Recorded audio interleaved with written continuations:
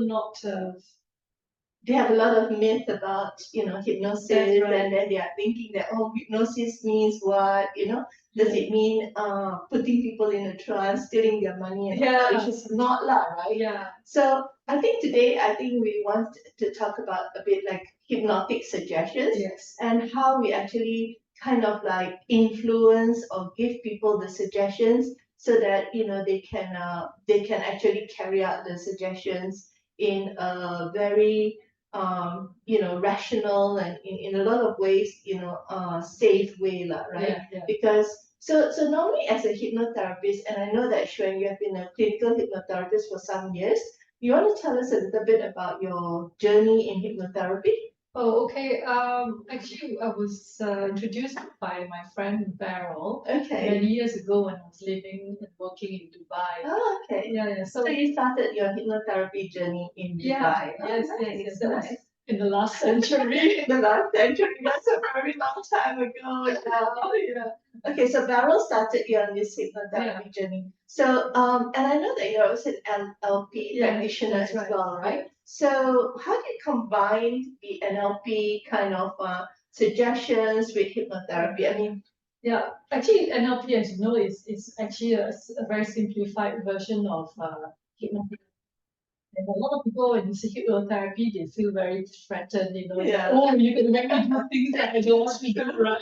That's true. So when you say, oh, NLP, neuro-linguistic programming, then they feel, oh, okay, it sounds more scientific. Correct. And then they're more willing to listen. And because it's a much later development in the 1980s with John Wiener and Richard Bandler. Yeah. So there's a whole lot more things. They try to rename or rebrand hypnotherapy, redefine hypnotherapy. Reframe. Yeah, reframe the hypnotherapy thing. So talking about reframe, I mean, in hypnotherapy, we do a lot of reframing, right? We help people to reframe from negative perspective into positive perspective. And in your experience with reframing, I mean, what are the main key points that you as a hypnotherapist would focus on when doing reframing? Okay, basically, the most popular or most frequent you come across is looking at the glass half empty or half full, right? Yes. So it's changing from negative to a positive. So that's and that's what everybody very easily can achieve. Yeah, they can change from negative to positive because it's just a thought, isn't it? That's right. And with thought, you can always change your mind and change that perspective. But have you ever been through like a person that is so determined to stick to their perspective that they're not willing to change their perspective? Then what are the, how do you then get past this resistance barrier?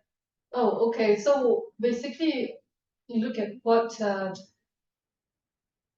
negative about, and then ask them, okay, what would it take for you to be a bit more positive, and just use the change in one word or two words, and it's like, I don't want to. How about we change it to, let's look at, I would like to, or imagine that, if this is what, if you were to imagine, if they don't want to do anything, say, oh, this is too much for me, then they're very resistant. So then you say, oh, what if in an ideal world, imagine if you could, what would you like?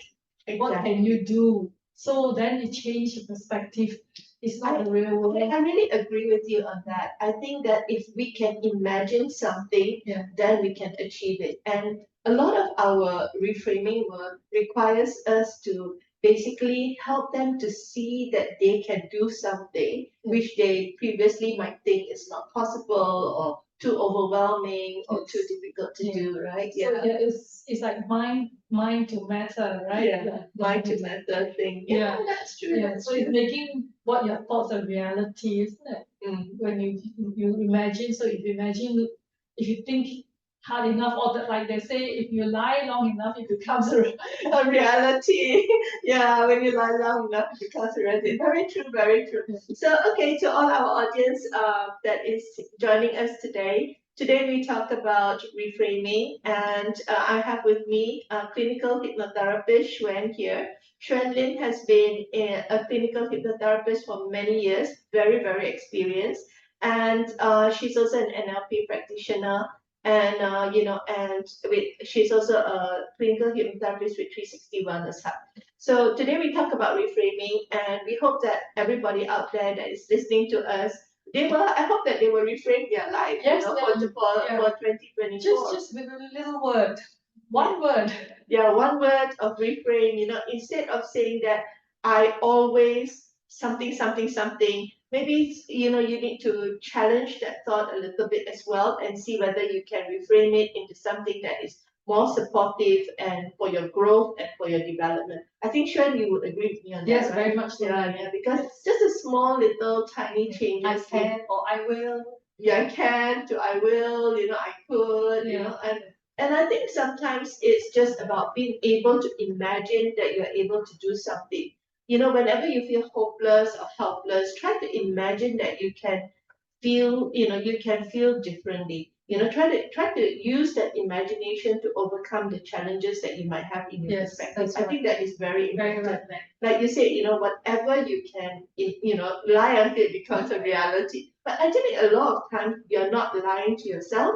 You're just creating, you're manifesting a new reality for yourself. And I think that is a very more positive one. A more positive one that is more supportive, more growth oriented, more developmental. So in 2024, let us do that together.